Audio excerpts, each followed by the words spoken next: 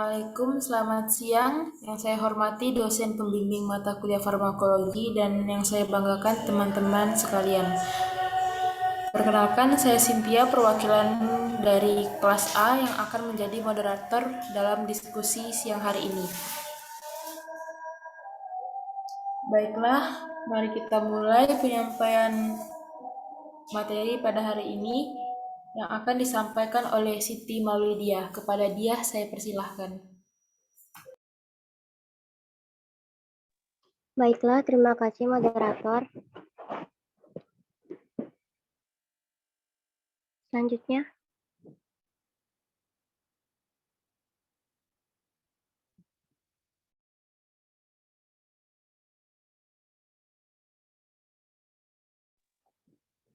pedoman pelayanan farmasi hamil dan menyusui, kehamilan dan menyusui kehamilan. Proses kehamilan didahului oleh proses pembuahan satu sel telur yang bersatu dengan sel spermatozoa dan hasilnya akan terbentuk zigot. Zigot mulai membelah diri satu sel menjadi 2 sel dan 2 sel menjadi 4 sel dan seterusnya. Pada hari keempat, zigot tersebut menjadi segumpal sel yang sudah siap untuk menempel nidasi pada lapisan dalam rongga rahim. Gangguan pada kehamilan, mual dan muntah, liur melimpah, tekanan pada dada, lemah dan pusing, sariawan, gangguan buang air besar, varises, wasir atau ambien, kejang kaki, keputihan. Next. Proses perkembangan. Bakal janin mengalami bentuk fisik diantaranya zigot yang kemudian membelah diri jadi puluhan sel dan pada akhirnya bakal janin tersebut berbentuk seperti koma. Baiklah, saya kembalikan kepada moderator. Terima kasih. Baik, terima kasih. Selanjutnya akan dibacakan oleh Cecil. Kepada Cecil, saya persilahkan. Baik, terima kasih kepada moderator. Masalah yang sering terjadi pada kehamilan. Toxoplasmosis. Penyakit ini merupakan penyakit protozoa sistemik yang disebabkan oleh Toxoplasma gondii. Pola transmisinya ialah transplasenta pada wanita hamil. Bila infeksi ini mengenai ibu hamil, trimester pertama akan menyebabkan 20% janin terinfeksi toksoplasma atau kematian janin. Sedangkan bila ibu terinfeksi pada trimester ketiga, 65% janin akan terinfeksi. Infeksi ini dapat berlangsung selama kehamilan. Pencegahan dapat dilakukan antara lain dengan cara memasak daging sampai matang, menggunakan sarung tangan baik saat memberi makan maupun membersihkan kotoran hewan ternak, dan menjaga agar tempat bermain anak tidak tercemar kotoran hewan ternak.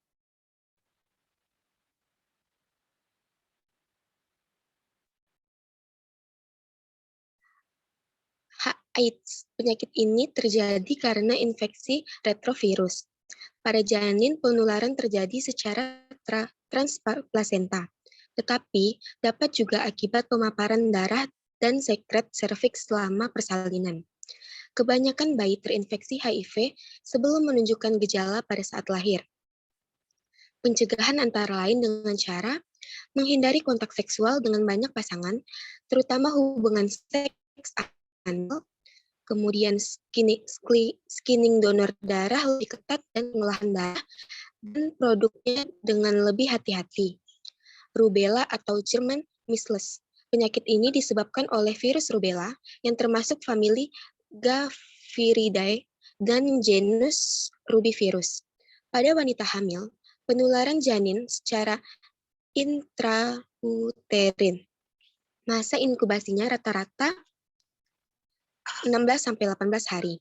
Penyakit ini agak berbeda dari toxoplasmosis karena rubella hanya mengancam janin bila didapat saat kehamilan pertengahan pertama. Makin awal atau trimester pertama, ibu hamil terinfeksi rubella, makin serius akibatnya pada bayi yaitu kematian janin intrauterin, abortus spontan atau malformasi kongenital pada sebagian besar organ tubuh atau kelainan bawaan.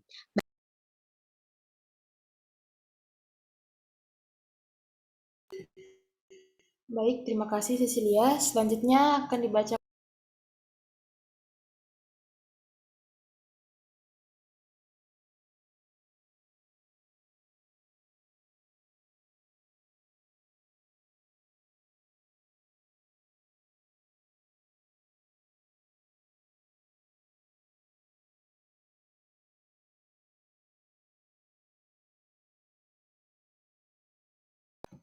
kepada Umi, saya persilahkan untuk membacakan materi.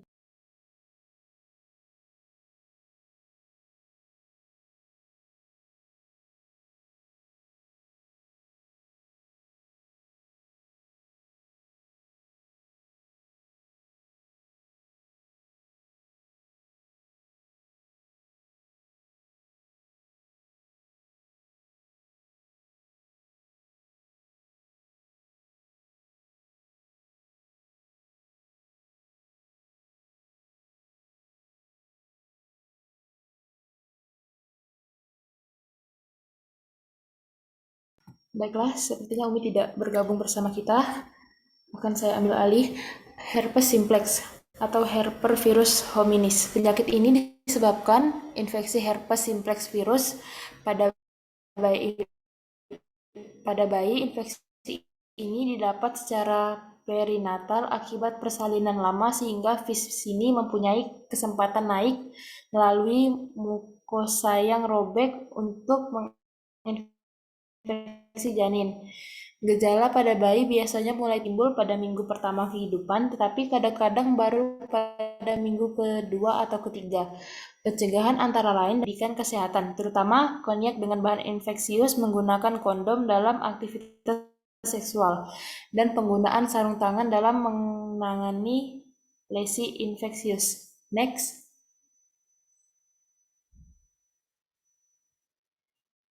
Farmakokinetika dan farmakodinamik pada kehamilan dan menyusui.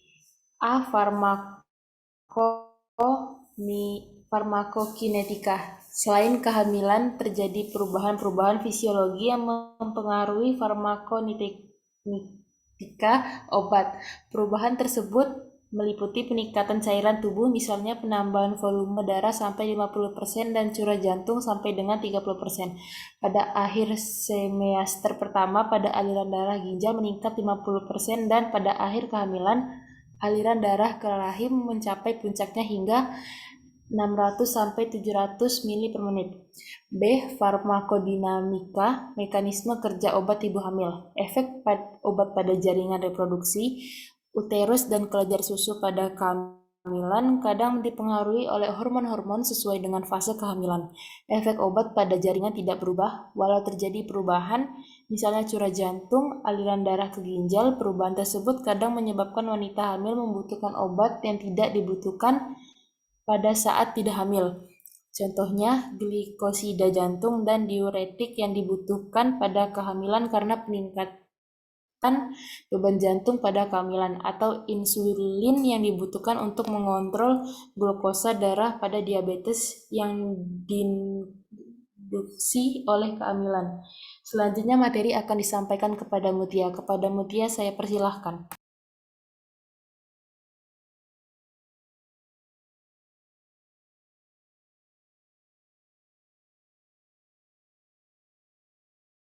Baik, terima kasih. Selanjutnya, mekanisme kerja obat pada janin. Beberapa penelitian untuk mengetahui kerja obat di janin berkembang dengan pesat yang berkaitan dengan pemberian obat pada wanita hamil yang ditujukan untuk pengobatan janin walaupun mekanismenya masih belum diketahui jelas. Contohnya, kortikosteroid diberikan untuk merangsang matangnya paru janin bila ada prediksi kelahiran prematur. Contoh lain adalah fenobarbital yang dapat menginduksi enzim hati untuk metabolisme bilirubin sehingga insiden jaundice atau bayi kuning akan berkurang.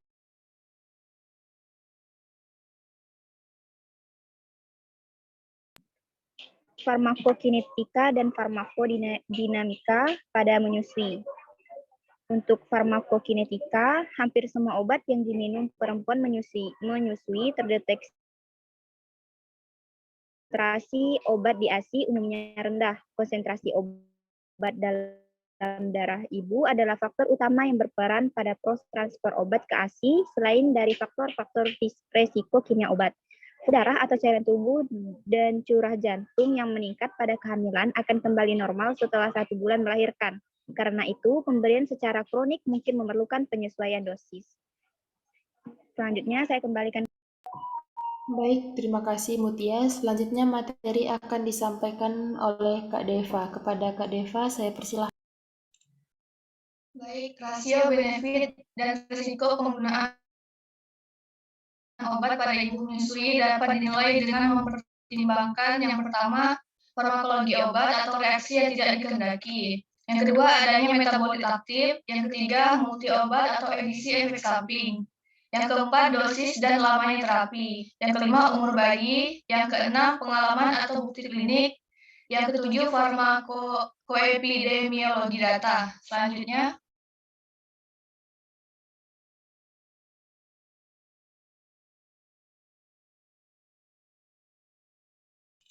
pengkajian atau penilaian peresepan atau pedoman telah ulang regimen obat. Kriteria ibu hamil atau menyusui yang mendapat prioritas untuk dilakukan telah ulang regimen obat. Yang pertama, mendapat 5 macam obat atau lebih, atau 12 dosis atau lebih regimen yang kompleks yang serius.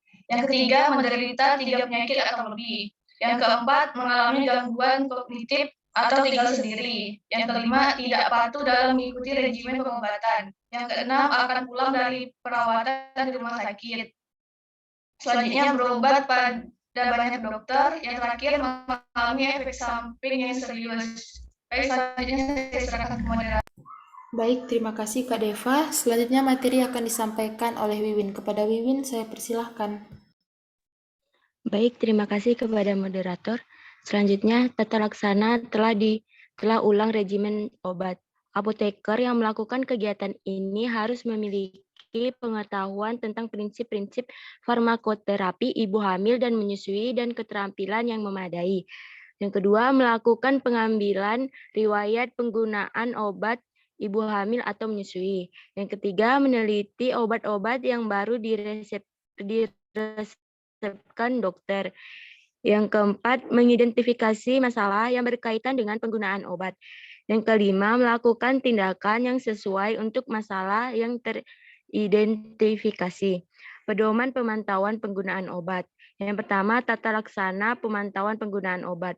Apoteker yang melakukan kegiatan ini harus memiliki pengetahuan tentang patofisiologi, terutama pada ibu hamil dan menyusui. Prinsip-prinsip farmakoterapi, cara menafsirkan hasil pemeriksaan fisik, uji laboratorium, dan diagnostik yang berkaitan dengan penggunaan obat dan keterampilan berkomunikasi yang memadai. Next.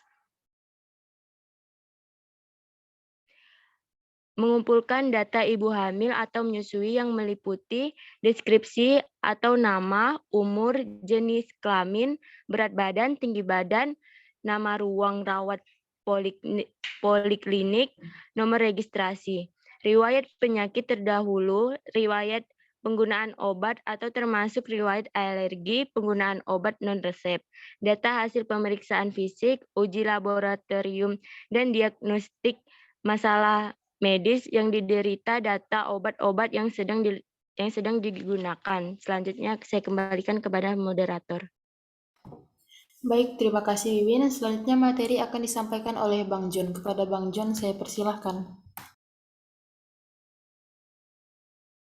Oke, terima kasih moderator. Akan saya lanjutkan.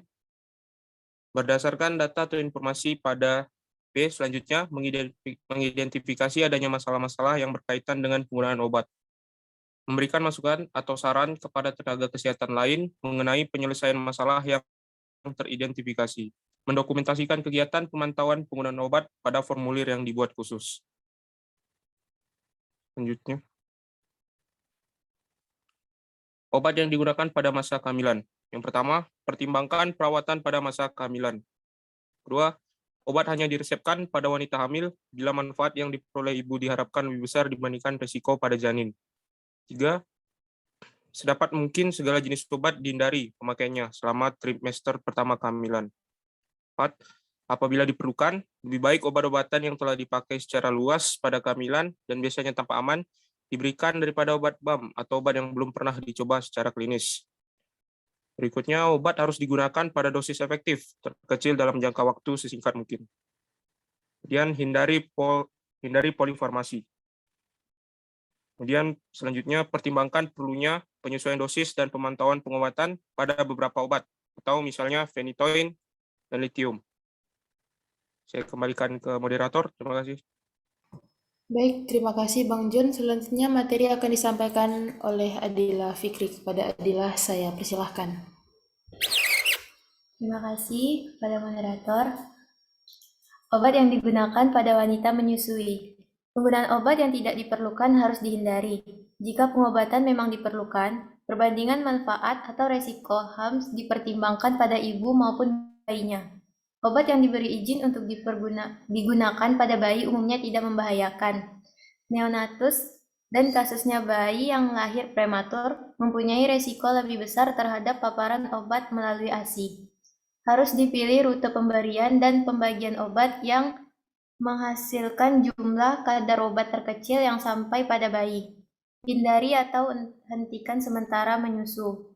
Jika suatu obat digunakan selama menyusui, maka bayi harus dipantau secara cermat terhadap efek samping yang mungkin terjadi.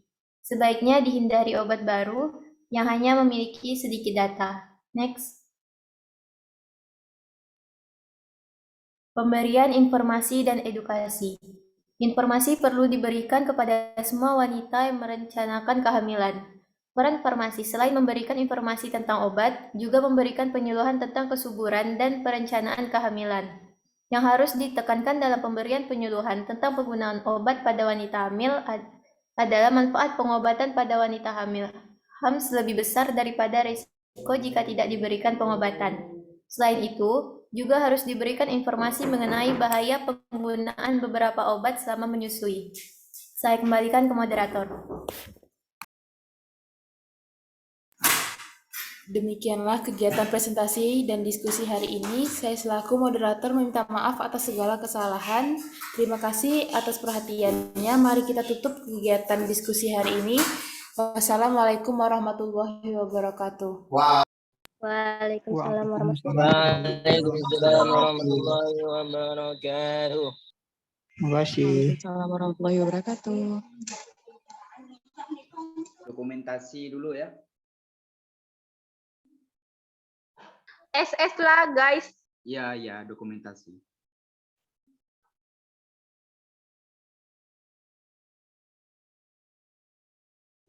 Tolong buka kameranya kawan-kawan.